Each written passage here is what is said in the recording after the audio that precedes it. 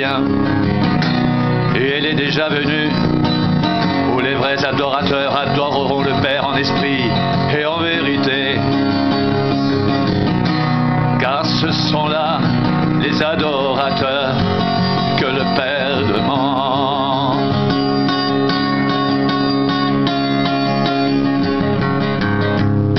Dieu est esprit,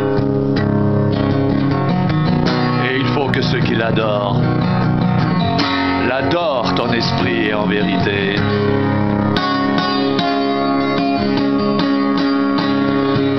Dieu est esprit, et il faut que ceux qui l'adorent l'adorent en esprit et en vérité.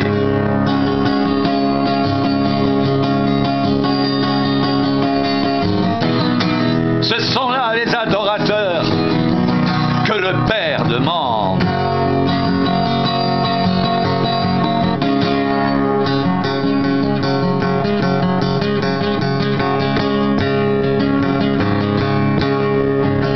L'heure vient,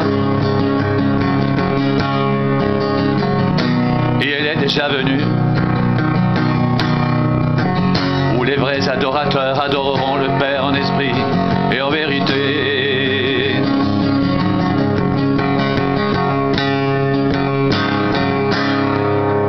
Car ce sont là les adorateurs que le Père demande.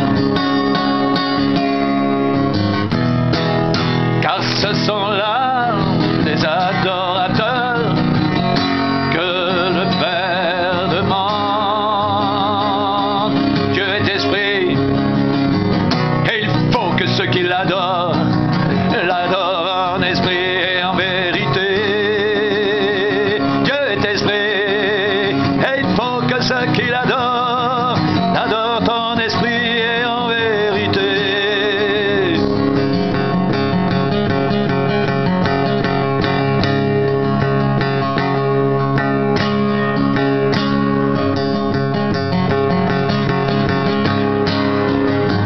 Ce sont là les adorateurs que le Père demande. Ce sont là les adorateurs que le Père demande. Dieu est esprit, et il faut que ceux qui l'adorent l'adorent en esprit et en vérité. Dieu est esprit, et il faut que ceux qui l'adorent l'adorent en esprit et en vérité. Ce sont là les adorateurs que le Père demande. Ce sont là les adorateurs que le Père demande. Les vrais adorateurs adorent le Père en esprit et en vérité.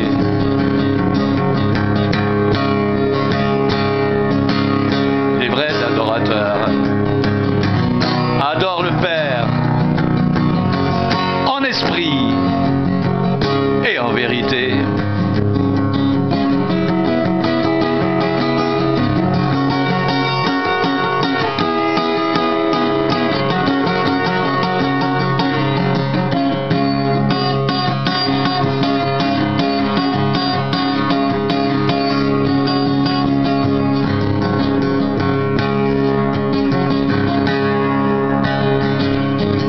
Une femme de Samarie vint puiser de l'eau. Jésus lui dit: donne-moi à boire, car ses disciples étaient allés à la ville pour acheter des vivres. La femme samaritaine lui dit: comment toi qui es juif, me demandes-tu à boire à moi, qui suis une samaritaine? Les juifs en effet n'ont pas de relation avec les samaritains. Jésus lui répondit: si tu connaissais le don de Dieu, et qui est celui qui te dit donne-moi à boire, tu lui aurais toi-même demandé à boire, et il t'aurait donné de l'eau vive.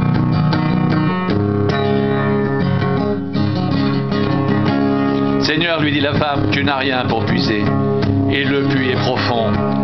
D'où aurais-tu donc cette eau vive? Es-tu plus grand que notre père Jacob qui nous a donné ce puits et qui en a bu lui-même, ainsi que ses fils et ses troupeaux? Jésus lui répondit, quiconque boit de cette eau aura encore soif. Mais celui qui boira de l'eau que je lui donnerai n'aura jamais soif, et l'eau que je lui donnerai deviendra en lui une source d'eau qui jaillira jusque dans la vie éternelle.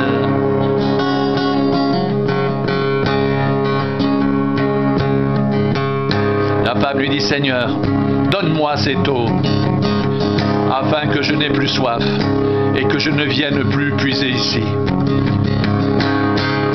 Va, lui dit Jésus, appelle ton mari et viens ici. La femme répondit, je n'ai point de mari. Jésus lui dit, tu as raison de dire, je n'ai point de mari. Car tu as eu 5 maris, et celui que tu as maintenant n'est pas ton mari, en cela tu as dit vrai. Seigneur, lui dit la femme, je vois que tu es prophète. Nos pères ont adoré sur cette montagne, et vous dites, vous, que le lieu où il faut adorer est à Jérusalem. Femme, lui dit Jésus, crois-moi, l'heure vient où ce ne sera ni sur cette montagne, ni à Jérusalem, que vous adorerez le Père. Vous adorez ce que vous ne connaissez pas. Nous adorons ce que nous connaissons, car le salut vient des Juifs.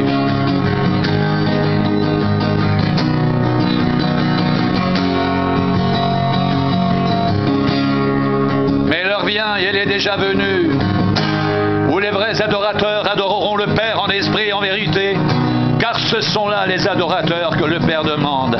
Dieu est esprit, et il faut que ceux qui l'adorent, l'adorent en esprit et en vérité.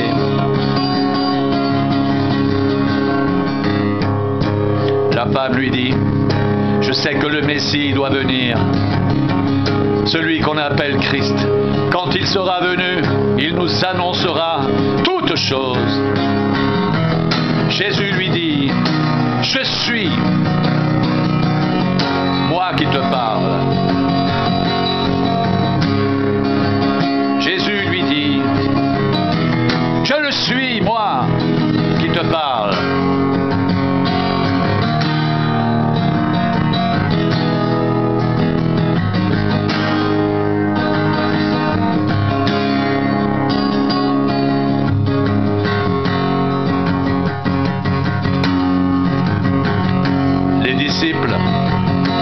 Pressait Jésus de manger, disant, Rabbi, mange.